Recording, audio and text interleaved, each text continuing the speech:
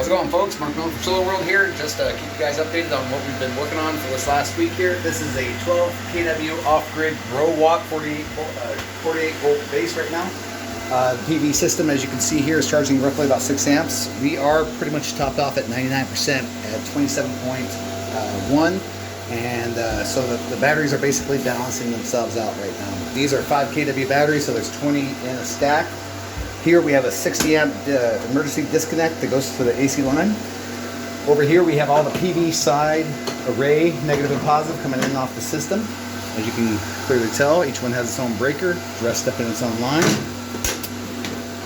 Those come in onto the 2 individual bus bars, negative positive coming in, as you can see right here. We do have the Growwatt stick here, which will be our communicator, as well as relaying all the information coming in and out of the system. So this Growwatt is going to be communicating off of this magnetic coupler right here. Basically, this keeps how many watts are coming into the system. So he can go ahead and, or so the customer can go ahead and check that out with their own phone and things of that nature. Excuse me. All right, get that back up in there. I gotta cut that wire, that's right. So anyways, so we're going through the system right now. We have a generator hooked up to this thing. So right now it's coming off of the PV system, is going into the AC side. What it's doing is basically supplementing the house for AC side first. Whatever's left over for that particular AC or DC, it will convert it back to the actual charge mode for the system itself. So as of right now, it's pulling off of the batteries because the batteries are full.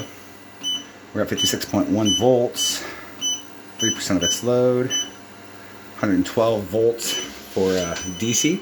Let me go ahead and show you what the system rack that we built. All right, as of right now, this is 40 solar panels coming into a junction of 3 panels per line. So there's a grand total of 6 lines per row, and there's 2 rows here. So there's a grand total of 12 negatives to 12 positives. This is a custom box tube constructed frame, 3x3 with 1.5 inch frame. This is the Rust-Oleum black paint that we use. The conduit and flex tube, things of that nature, to help, you know, dress it up and make it look good for the tie-in here. This was a 20 panel configuration that he wanted to add on, and this was the original rack that he had. So as you can clearly tell, he was having some power output issues and things of that nature with bushes and stuff like that on this rack. So we took all the panels off of that one, put them over here, and then added another stack of 20. So these are 285 watt polycrystalline panels. As you can clearly tell, these ones got a little bit of debris and atmospheric dust and things like that, and so these ones look brand new. All right, but they are pretty much the same exact panel all the way through. Got some bird poop on there, don't we?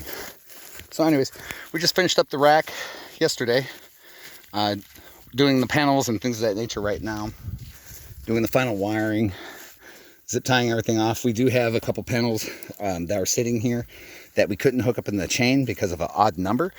So there was 40 panels with 3 in the configuration. It only led me to a 13.2 configuration, which means 13.2 series. I just blocked it off the 12. Since this panel right here looked like, I don't know what it was, but since it was sitting on that pallet right there, it looked like it freaking fried or something. I don't know if water got up underneath there. But then this one was stacked upside down. This wasn't from us, this is the customer.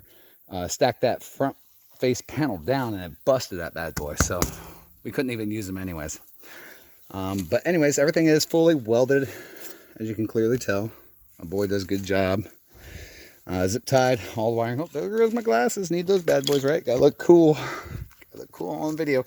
Anyways, so this is what we have here. Let me go ahead and show you with the generator.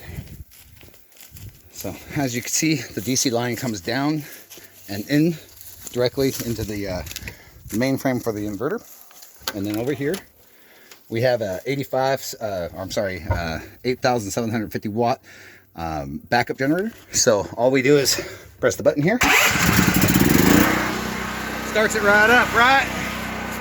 What that does is allows the MPPT, multi-point power tracking system, to communicate with or without solar. So as of right now, let me show you what it's doing. It's showing that it has a AC side coming in, which is that pole right there. And right now solar is dominating. So it has a connection between this and this. Now, if we were at nighttime and the solar wasn't there, then we have no communication with solar whatsoever. So we're off, good. And he should just disconnect. Alright, so 3.7 of the load. PV is 0 amps, 54 open circuit.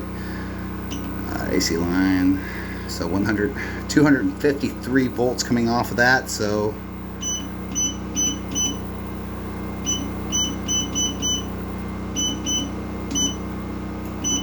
alright.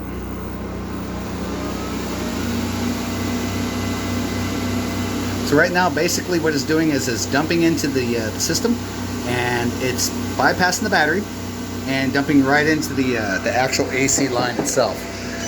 Let me flip through the. There's that.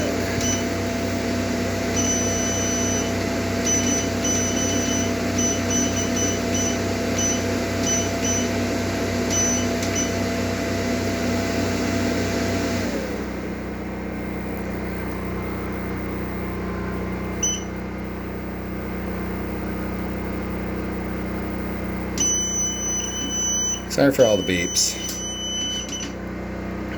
Okay, so grid just took over, bypassing batteries. So we're basically no longer on the battery itself. It is now bypassed and directly went into grid because the batteries are topped off. There's nothing else it can do. It can't pull from the battery, so it's going directly from the generator right to the house itself. So as of right now, the charging unit is off. Anyways, it's a hot day. Just wanted to keep you guys updated. And this is the little cabin out in the woods that we're running. Has a DC mini split, an AC outside power source. I'm sorry, not power source. Give me a second here.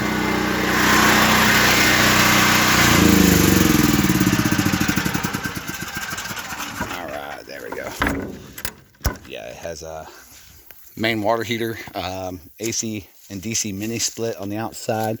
The house isn't very big. It's only about 20 foot long and about 14 foot wide. But other than that, this thing is absolutely done and wrapped up. Love you guys. Keep you updated.